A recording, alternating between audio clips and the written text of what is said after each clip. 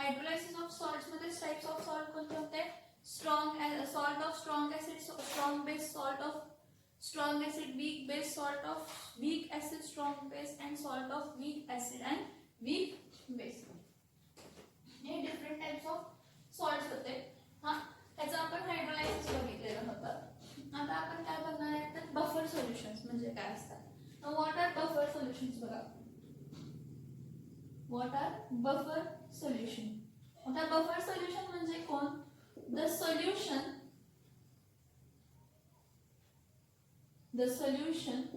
which resists, असा solution जो resist करतो म्हणजे व्हायला देत नाही.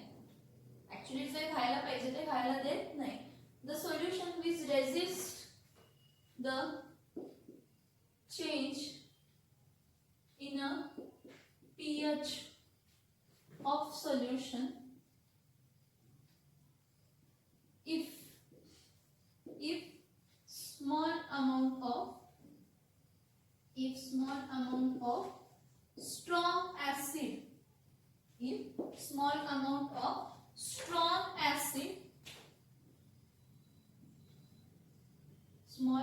of strong acid, or strong base is added to solution. याचं मीनिंग काय सांगते बघा मी की बफर सोल्युशन्स म्हणजे आपण काय म्हटलं. बफर सोल्युशन्स म्हणजे असे सोल्युशन्स आहेत की जे पीएच मध्ये चेंज व्हायला देत नाहीत. जे पीएच मध्ये काय व्हायला देत नाही? चेंज व्हायला देत नाही. का? कधी पीएच चेंज होणार आहे? पीएच कधी चेंज होणार आहे? जेव्हा तुम्ही ऍसिड ऍड करशील किंवा बेस ऍड करशील. जर तुम्ही स्ट्रॉंग ऍसिड ऍड केला सोल्युशन मध्ये तर H+ आयनचं कॉन्सन्ट्रेशन वाढणार आहे. मग इक्विलिब्रियम डिस्टर्ब होणार आहे आणि सोल्युशन काय होणार आहे? ऍसिडिक होणार आहे. मग पीएच कमी होणार. आणि जर तुम्ही काय ऍड केला? जर तुम्ही एखाद्या सोल्युशन मध्ये काय ऍड केला? बेस ऍड केला. काय ऍड केला? बेस ऍड केला. जर तुम्ही एखाद्या सोल्युशन मध्ये काय ऍड केला तर बेस ऍड केला. स्ट्रॉंग बेस जर तुम्ही त्यामध्ये ऍड केला, सोल्युशन मध्ये जर तुम्ही काय ऍड केला? स्ट्रॉंग बेस ऍड केला तर काय होणार आहे? तो स्ट्रॉंग बेस आहे आणि तो स्ट्रॉंग बेस काय होणार आहे? कम्प्लिटली डिसोशिएट होणार आहे. तो स्ट्रॉंग बेस काय होणार आहे तर कम्प्लिटली काय होणार आहे? डिसोशिएट होणार आहे. मग सोल्युशन मध्ये स्ट्रॉंग बेस तुम्ही ऍड केला त्यामुळे OH- आयन्स कॉन्सन्ट्रेशन काय होतो? वाढतो. मग सोल्युशन काय होतो? बेसिक होतो. मग एखादं सोल्युशन आहे त्या सोल्युशनची मला ऍसिडिटी आहे तशी ठेवायची आहे किंवा बेसिसिटी आहे तशी ठेवायची. काही पण होते त्यामध्ये रिॲक्शन जरी झाले म्हणजे काही चेंजेस जरी ऑकर झाले तर त्यामध्ये मला काय करायचंय? हलवायचं नाहीये. आता जॅम जेलीज जे असतात जर आपण ते घरी बनवलेले असतील ठीक आहे तर ते कमी दिवस टिकतात म्हणजे तेवढ्या जास्त दिवस टिकत नाहीत. पण तेच जर तुम्ही पॅक्ड फूड जर बघितला म्हणजे पूर्ण इंडस्ट्रीमध्ये बनवून वगैरे येतात त्यामध्ये केमिकल ऍड केलेले असतात, प्रिझर्वेटिव्ह ऍड केलेले असतात. म्हणजे ते केमिकल प्रिझर्वेटिव्ह म्हणजे ऍक्च्युली त्यामध्ये काय ऍड केलेले असतात तर बफर सोल्युशन्स ऍड केलेले असतात. जे काय करतात की जो काही तो पर्टिक्युलर जॅम आणि जेली बनलेला आहे, ज्याचा पण बनलेला आहे, जो काय तो जॅम जेली बनलेला आहे आणि ज्याचा पण काय झालेला आहे? बनलेला आहे तो आहे तसा राहू दे खूप दिवसासाठी. तो आहे तसा राहू दे. So what is buffer solution? The solution which resists a change in the pH, when a small amount of strong acid or strong base is added to it.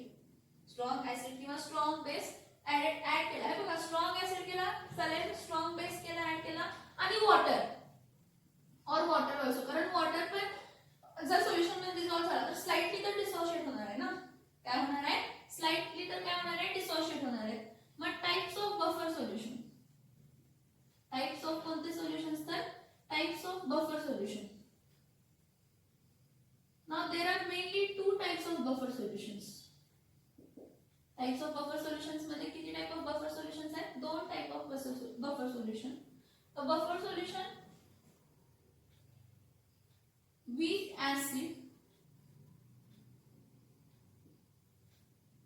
acid in salt of strong base.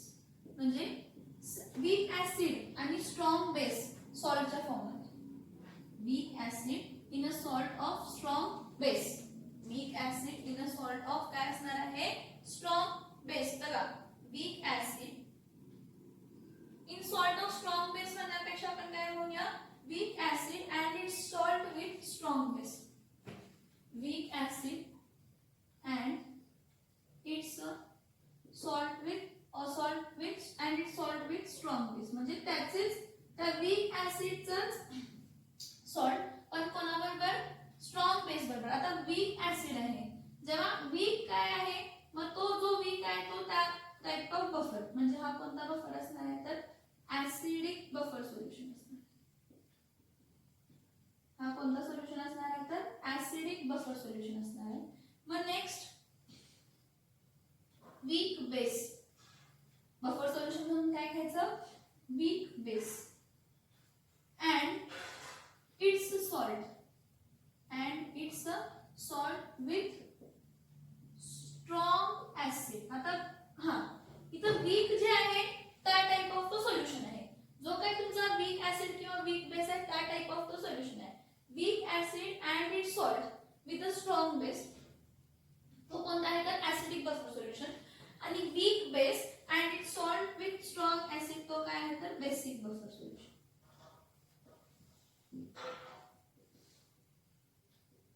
कोणतं solution आहे, तर basic buffer काय आहे, तर तो solution. बघा types of buffer solution दोन type आहेत, एक तर ऍसिडिक बफर आणि बेसिक बफर. पण मी त्याला कसं सांगितलं, ऍसिडिक बफर सोल्युशन म्हणजे काय, वीक ऍसिड घेतो आणि त्याची salt with strong base. Weak acid घेतो आणि त्याची सॉल्ट विथ काय बघा, तर स्ट्रॉंग बेस. मग याचं example weak acid and its salt with strong base acidic बफरचं मी एक्झाम्पल घेतलं. तर वीक ऍसिड कोण आहे, acidic buffer solution. Acidic buffer solution त्यामध्ये ऍसिडिक बफर सोल्युशन मध्ये वीक ऍसिड कोण, weak acid CH3COH and its salt with whom and its salt with strong base. आता ह्याचा स्ट्रॉंग बेस कोण असणार आहे, CH3COOH. हा CH3CO minus strong base Na.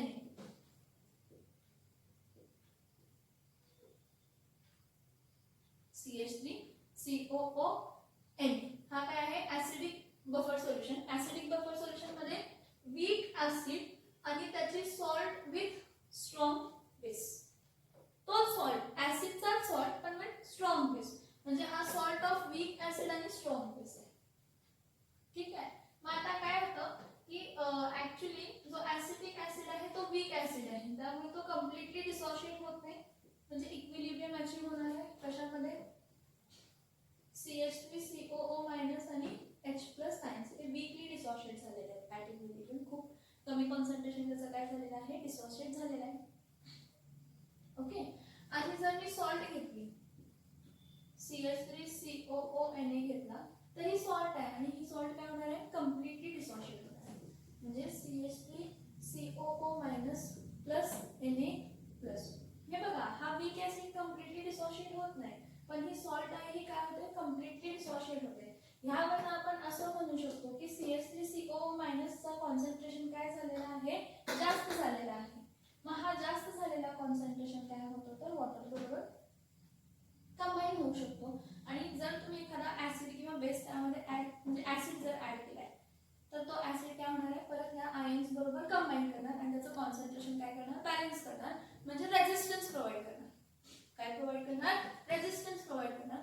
Similarly दुसरा एक्झाम्पल काय घेते, basic buffer solution.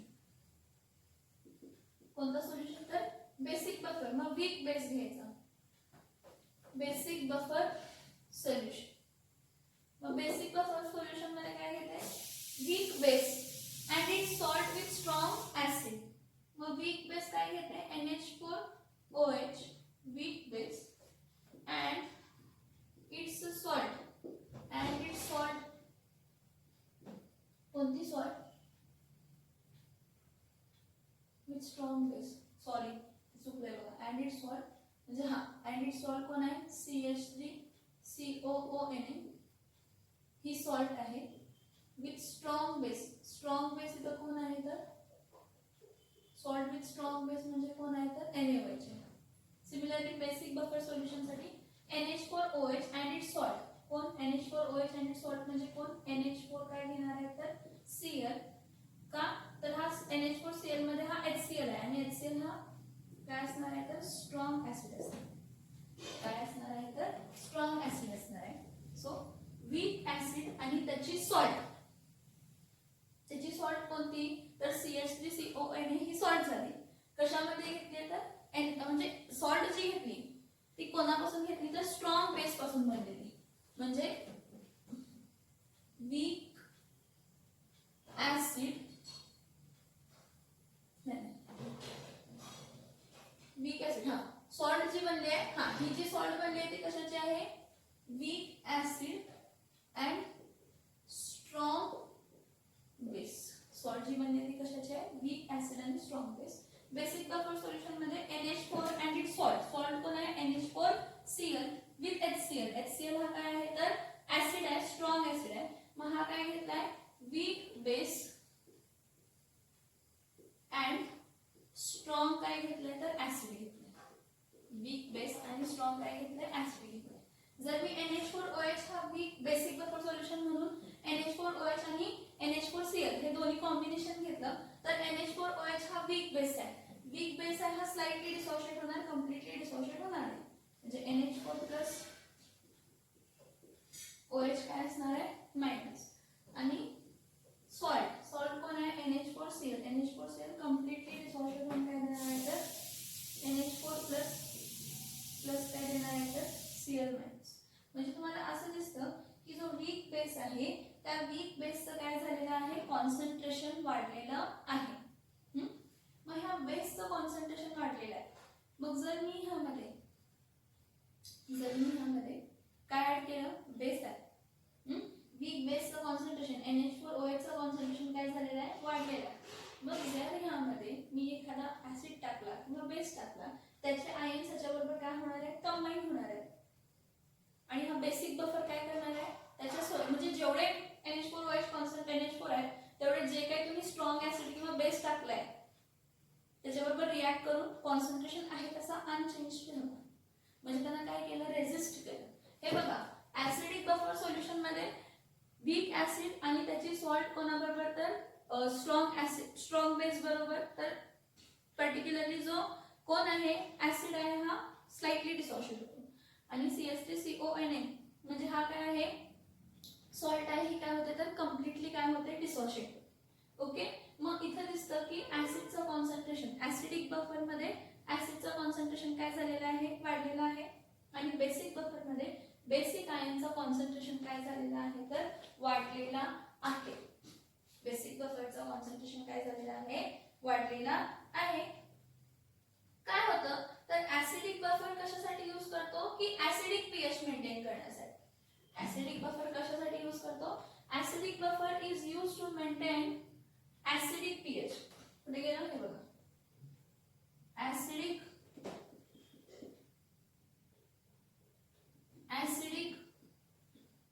buffer solution is used to maintain what to maintain acidic pH. काय मेंटेन करण्यासाठी acidic pH मेंटेन करण्यासाठी मदत करतं. आणि बेसिक बफर कशासाठी मेंटेन करणार आहे basic buffer solution is used basic buffer is used to maintain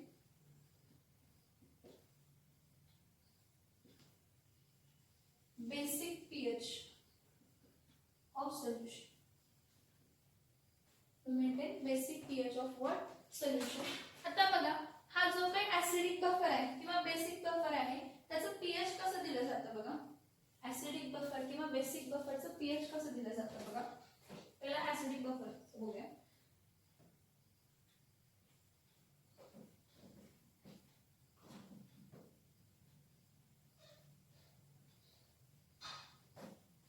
The pH of acidic buffer solution is given by, हे बघा ऍसिड आहे, वीक ऍसिड आणि त्याचं काय आहे, सॉल्ट आहे. मग ऍसिडिक बफर त्याचं कसं येतं, pH, pH is equals to pKa. Weak acid आहे ना, वीक ऍसिड आहे म्हणजे पीकेए येणार आहे. पीकेए काय असतो, p K a is minus log to the base 10 K a. P K a logarithmic स्केलवर पीकेए इज इक्वल्स टू काय असतं, minus log to the base 10 of dissociation constant of acid. pKa plus log to the base 10 of what concentration, acid concentration to the salt concentration. काय म्हटलं बघा की pH of acidic buffer solution कसं दिलं जातं, pH of acidic buffer solution is given as pH is equals to pKa plus log to the base 10 of acid concentration to the salts concentration, where pKa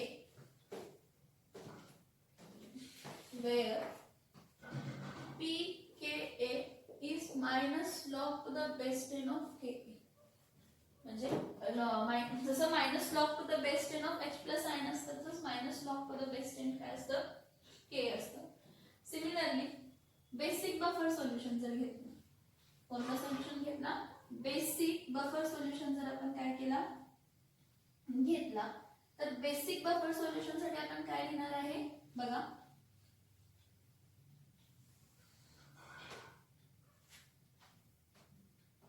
basic buffer solution.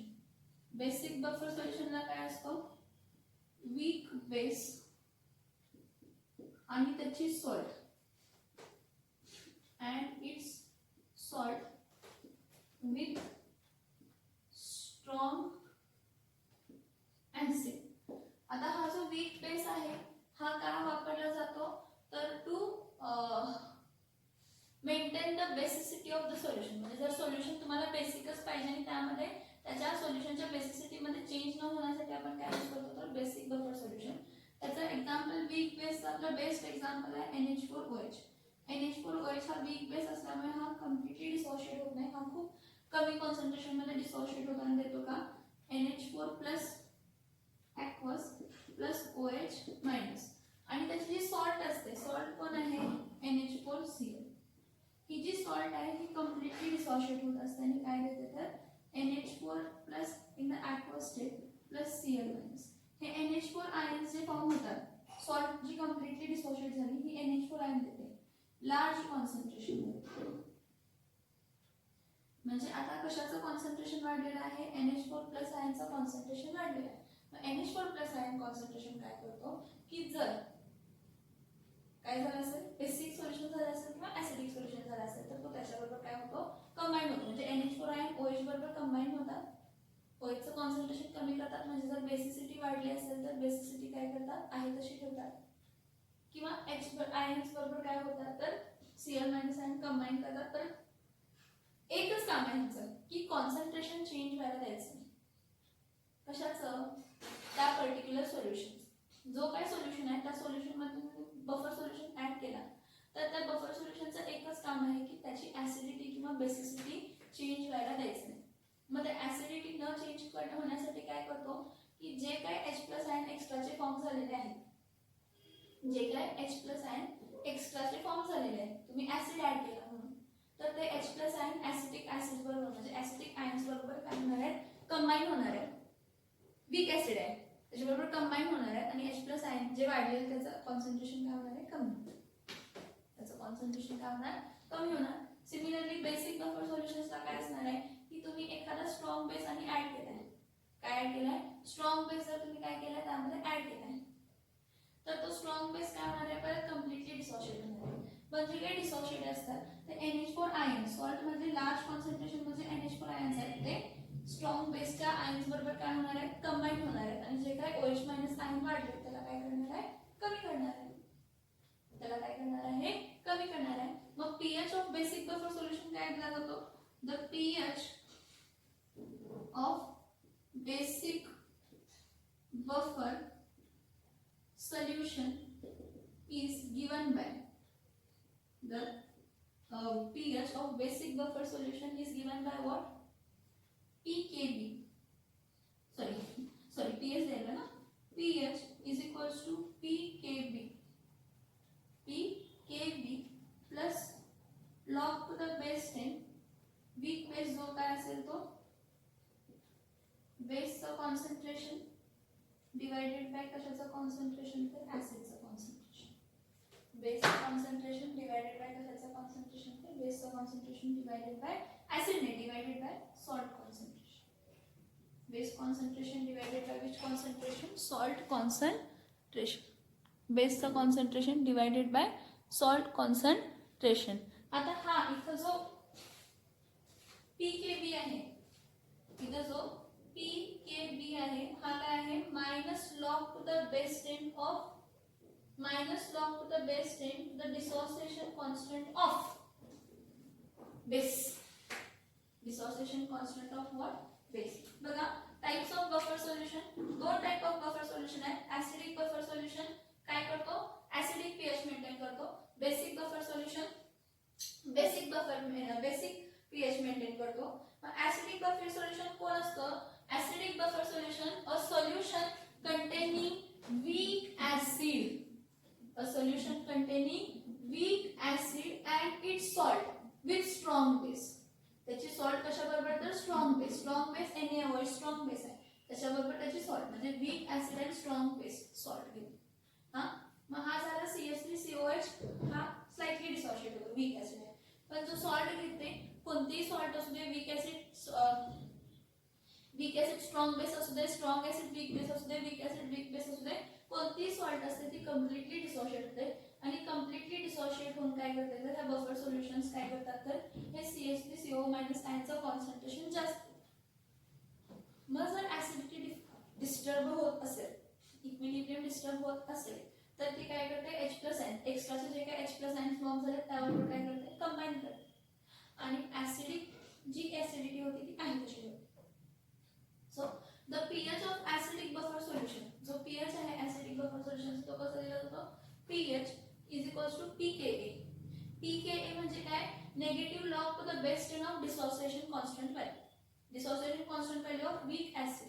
Ka is the dissociation constant of weak acid. So pKa is equals to minus log to the base 10 of Ka plus log to the base 10 of acid concentration to the salt concentration. कारण हा weak acid आणि त्याची काय आहे, salt आहे. Similarly basic buffer solution कशाचा असतो, weak base with salt of strong acid. Salt कोणाची, strong acid. Salt कोण आहे तर NH4 काय आहे, Cl. हा Cl जो आहे हा strong base आहे. तर जो वीक बेस आहे तो स्लाइटली डिसोशिएट होतो आणि जो सॉल्ट आहे ती कम्प्लिटली डिसोशिएट होते. त्यामुळे NH4 आयनचा कॉन्सन्ट्रेशन काय असतो, जास्त असतो. पण NH4 आयनचा कॉन्सन्ट्रेशन जास्त असल्यामुळे जर तुम्ही एखादा बेस ऍड केला, वॉटर ऍड केला किंवा स्ट्रॉंग ऍसिड ऍड केला किंवा स्ट्रॉंग बेस ऍड केला, तर त्यावेळी तो काय करतो, त्या पर्टिक्युलर आयन्स बरोबर कंबाईन होऊन त्याचं कॉन्सन्ट्रेशन वाढायला पण देत नाही आणि कमी व्हायला पण देत नाही. म्हणजे ती रेजिस्ट करते कॉन्सन्ट्रेशन चेंज होण्याला न देण्यासाठी. H+ आयन आणि OH- आयनचा कॉन्सन्ट्रेशन चेंज न होण्यासाठी ती काय करते, रेजिस्ट करते आणि pH सोल्युशनचा डिस्टर्ब व्हायला देत नाही. That is basic buffer solution. So the pH for the basic buffer solution is given as pH is equals to pKb plus log to the base 10 base concentration to the salt concentration. Base concentration to the salt base concentration to the salt concentration. उलट गेल्या वाटतं. एक minute थांबा, एक minute इथं change करा. Sorry, extremely sorry. Salt न्यूमरेटरला घ्या आणि acid denominator. Sorry extremely sorry, मी जरा कॅल्क्युलेशन माझं हे झालं. Salt upon base, salt concentration upon base concentration, परत salt concentration upon acid concentration. This is what the pH of basic buffer solutions and acidic buffer solution. Basic buffer solutions and acidic buffer solutions.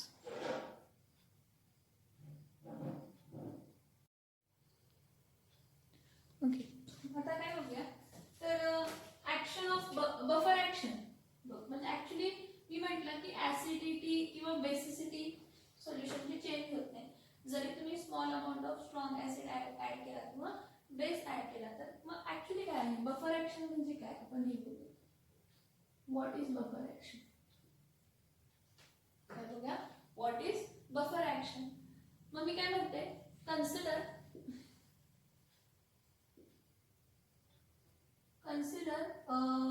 sodium acetate and weak acid CH3COH is dissolved in water. Sodium acetate and weak acid is dissolved in water. काय केलं त्याला पाण्यामध्ये dissolve केलं. Since हा sodium acetate हा salt आहे आणि salt कसलाही असो तर तो कम्प्लिटली डिसोशिएट होतो. म्हणजे CH3COONA जो आहे हा कम्प्लिटली डिसोशिएट होणार आहे.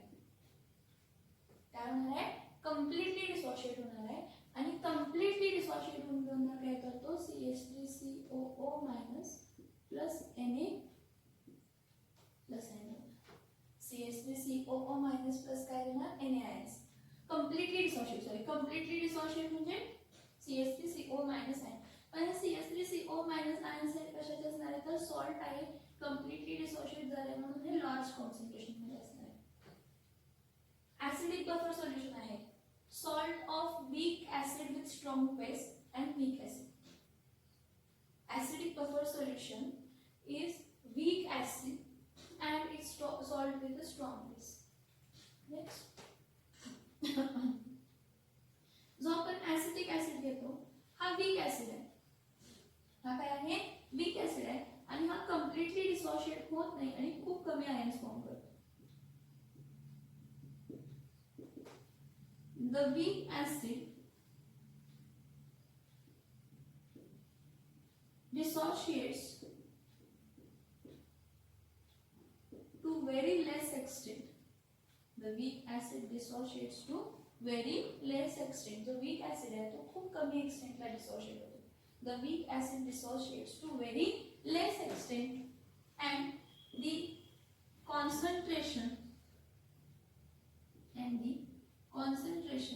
of कशाचं concentration undissociated and the concentration of undissociated acetic acid and the concentration of undissociated acetic acid is more in the solution.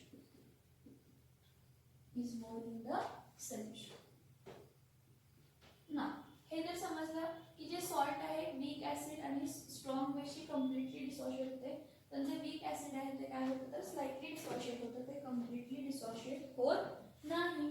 मग आपण काय करतो आपण काय करूया इफ हा ऍसिडिक बफर सोल्युशन आहे आपण ऍड केला if strong acid small amount if small amount of strong acid is added if small amount of strong acid is added in the solution acidic buffer solution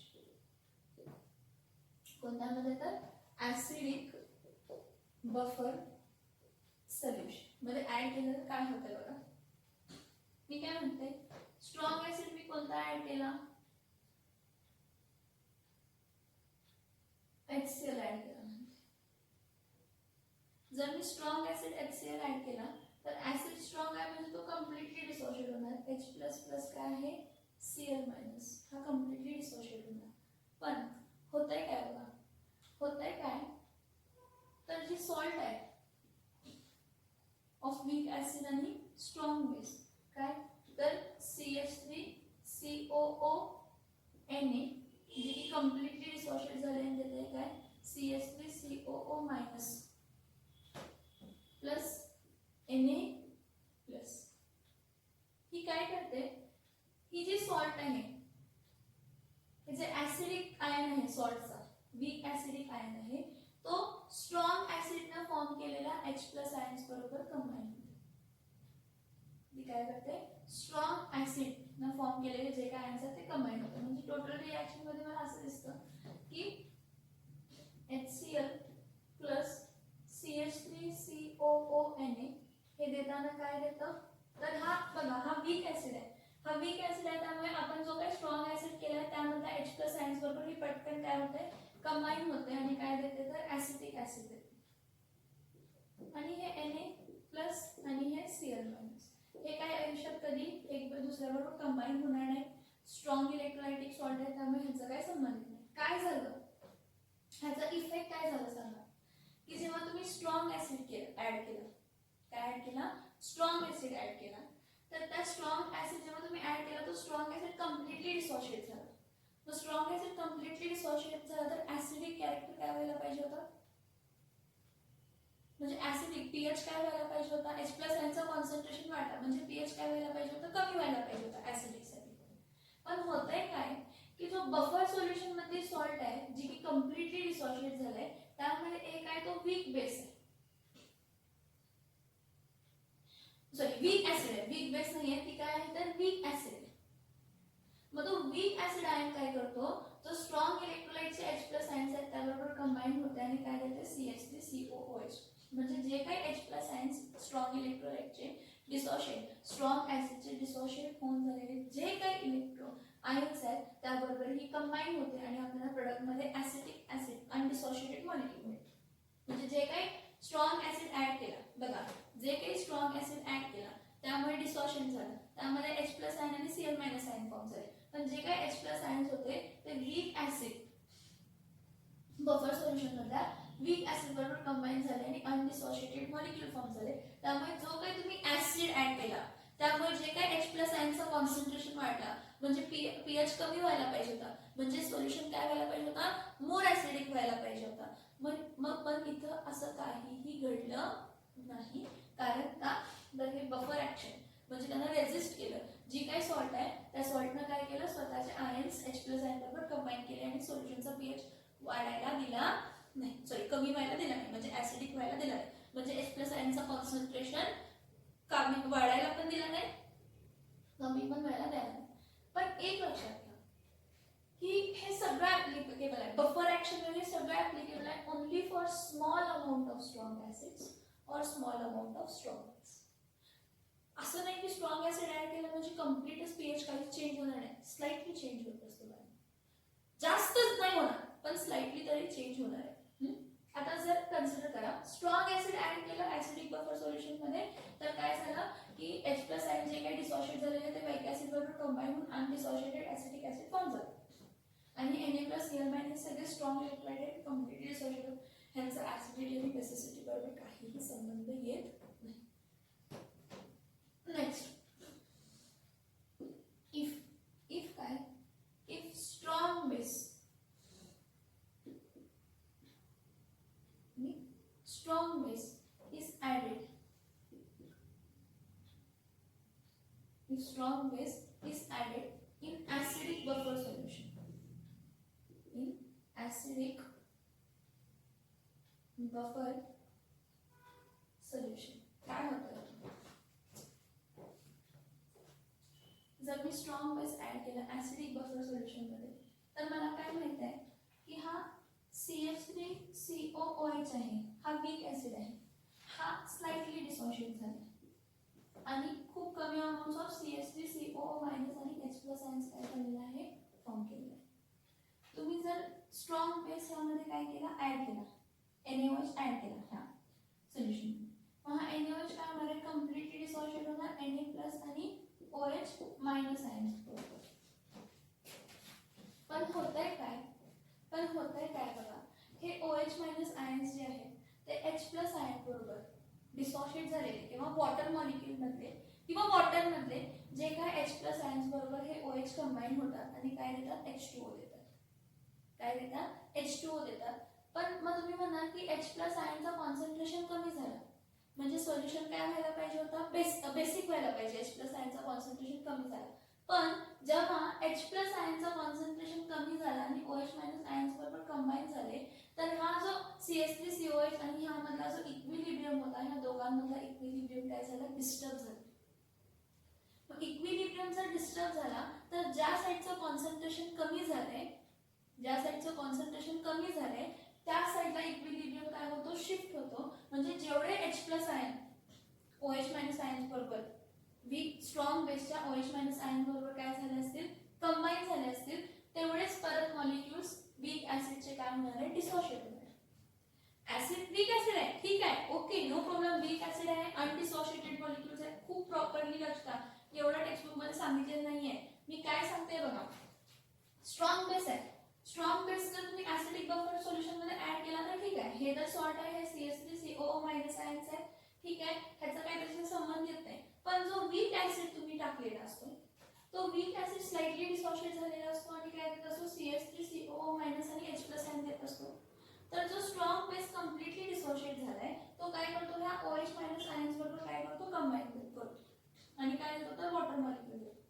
पण जेव्हा H plus ion OH minus ions बरोबर काय होतो, combine होतो, मग ते water मॉलिक्युलचे H plus ions असू दे किंवा ऍसिडिक वीक ऍसिडिक ऍसिडचे H प्लस आयन्स असू दे, जेवढे पण OH minus ions H plus ion weak ऍसिडचे घेतात किंवा वॉटर मॉलिक्युल्स जे डिसोशिएटेड घेतात, मग त्यावेळी काय होतं की हा वीक ऍसिडचा आणि ह्याचा कॉन्सन्ट्रेशन मध्ये काय होतं, डिस्टर्बन्स क्रिएट. मग केमिकल इक्विलिब्रियम काय म्हणतो, जेव्हा कधीही ऍट इक्विलिब्रियम काय होतं, कॉन्सन्ट्रेशन कमी जास्त होतं.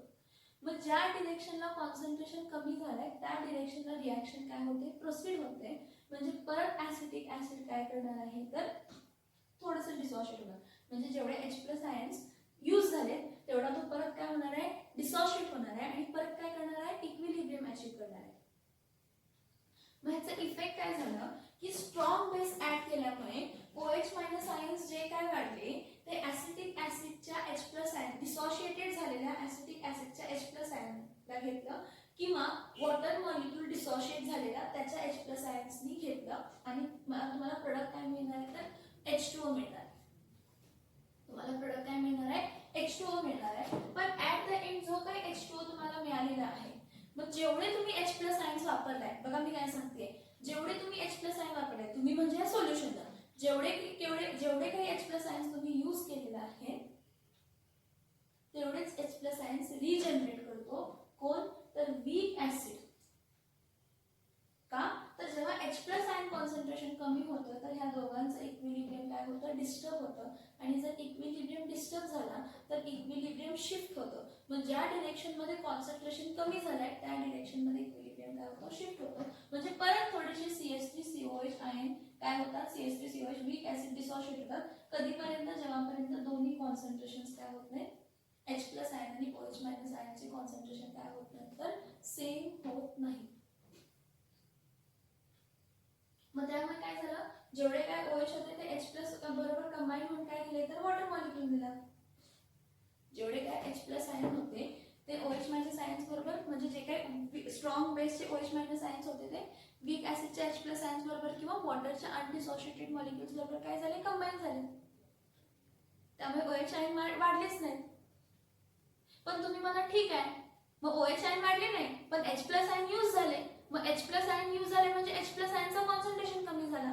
पण H प्लस आयनचा जेवढा कॉन्सन्ट्रेशन कमी झालाय तेवढा परत रिअचीव होतो, कारण जो काही वीक ऍसिड आहे तो वीक ऍसिड परत डिसोशिएट होतो. कधीपर्यंत, जेव्हापर्यंत H प्लस आणि OH मायनस आयनचं कॉन्सन्ट्रेशन सेम होत नाही, कारण स्लाइटली डिसोशिएट होतो. जेवढे H प्लस आयन ऍड केले,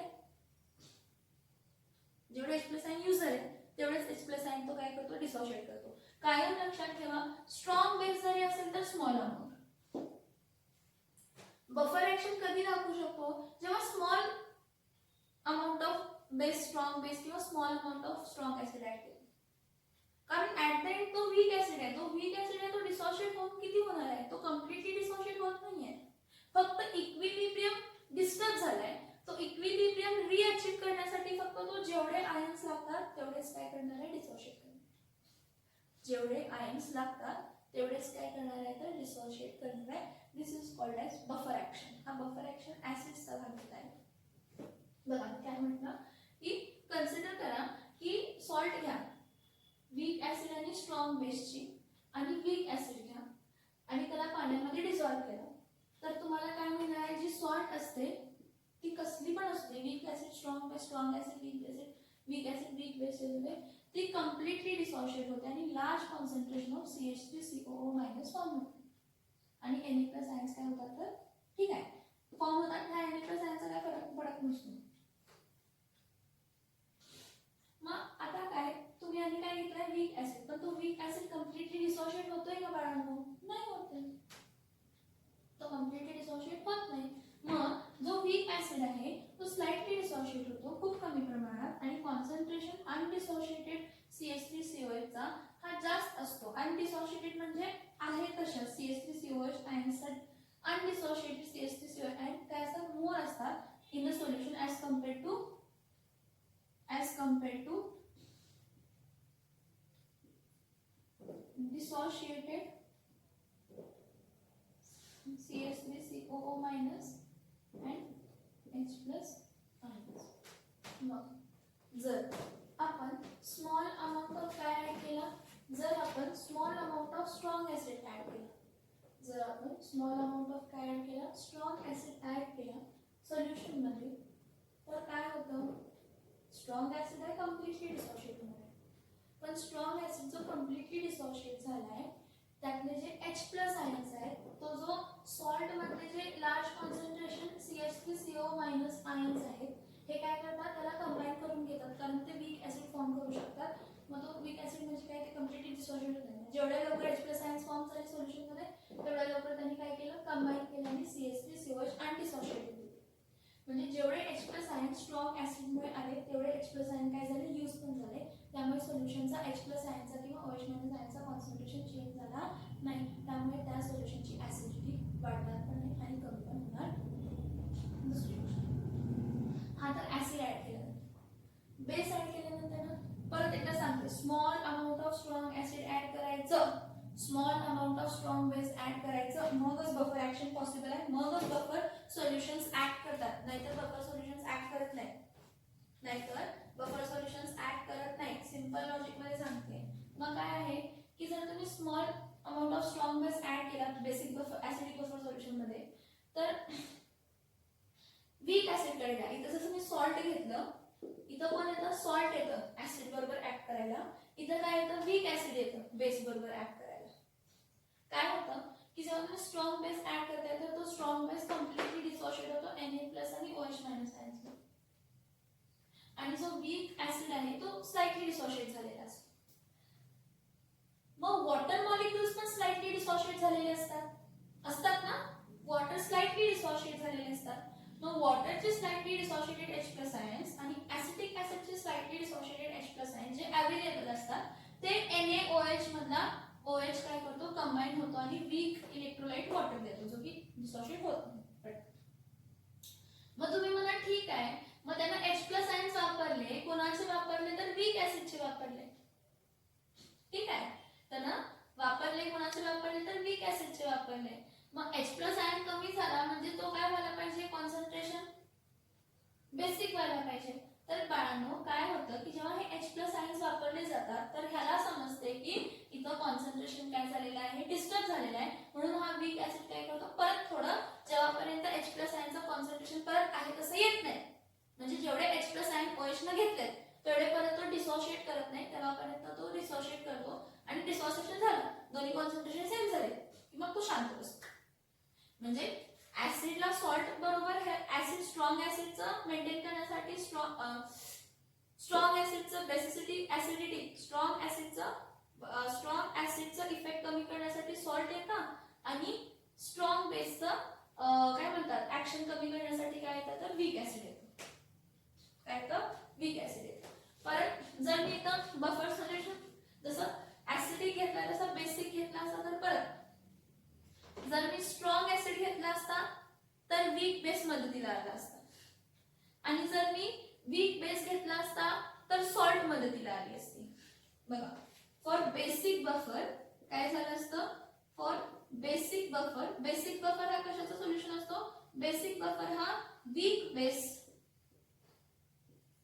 with salt of strong acid weak base with the salt of कसं तर strong acid. For basic buffer जर तुम्ही ऍसिड ऍड केला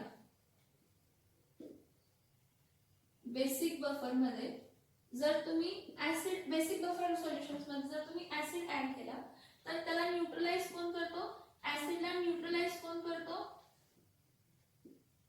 वीक बेस. ऍसिडला न्यूट्रलाइज कोण करतो तर वीक बेस न्यूट्रलाइज करतो. आणि जर तुम्ही बेस ऍड केला, काय केला, बेस ऍड केला तर त्या बेसला न्यूट्रलाइज कोण करतं, त्या बेसला न्यूट्रलाइज कोण करतं, त्या बेसला न्यूट्रलाइज कोण करतं तर salt of strong acid and weak base. Salt of strong acid and weak base. जसं मी buffer action for acidic buffer solution दाखवलं, असंच सेम ट्राय करा buffer action for basic solution साठी. Buffer action for basic solution साठी असं same try करा, same logic use करून बघा. काय म्हटलं बघा की जसं काय झालं की जेव्हा तुम्ही ऍसिड ऍड केला तर ऍसिडचा कॉन्सन्ट्रेशन नलिफाय न्यूट्रलाइज करण्यासाठी सॉल्ट आली. ऍसिडचा कॉन्सन्ट्रेशन नलिफाय करण्यासाठी सॉल्ट आली, सॉल्ट ऑफ वीक ऍसिड आणि स्ट्रॉंग बेस आली. तसं जेव्हा तुम्ही बेस ऍड केला त्यावेळी बेसचा इफेक्ट नलिफाय करण्यासाठी न्यूट्रलाइज करण्यासाठी वीक ऍसिड आलं मदतीला. सिमिलरली इथं काय होतं, जेव्हा तुम्ही ऍसिड ऍड करताय तर ऍसिडला न्यूट्रलाइज करण्यासाठी वीक बेस येतो आणि जेव्हा तुम्ही बेस ऍड करताय तर त्याला न्यूट्रलाइज करण्यासाठी सॉल्ट ऑफ वीक बेस आणि काय येते तर स्ट्रॉंग ऍसिड येते. ह्याला आपण काय म्हणतो तर बफर ऍक्शन म्हणतो. याला आपण काय म्हणतो तर बफर ऍक्शन म्हणतो. आणि त्यामुळे पीएच सोल्युशनचा चेंज होत नाही. एक लक्षात घ्या की तुम्ही डायल्यूट केला म्हणून पीएच सोल्युशनचा काही फरक पडत नाही. बफर पीएच ऑफ बफर वरती काही फरक पडत नाही. The pH of buffer solution does not change appreciably. Buffer सोल्युशनचा pH चेंज होत नाही कधी तुम्ही strong acid, small amount of strong acid किंवा स्ट्रॉंग बेस ऍड केला किंवा त्याला डायल्यूट केला किंवा त्याला आहे तसं लॉंग टाइम साठी ठेवलं तरी त्यावर काहीही फरक पडत नाही. तरी त्यावर काहीही काय होत नाही तर फरक पडत नाही. समजते का बघा, तरी त्यावरती काहीही फरक पडत नाही.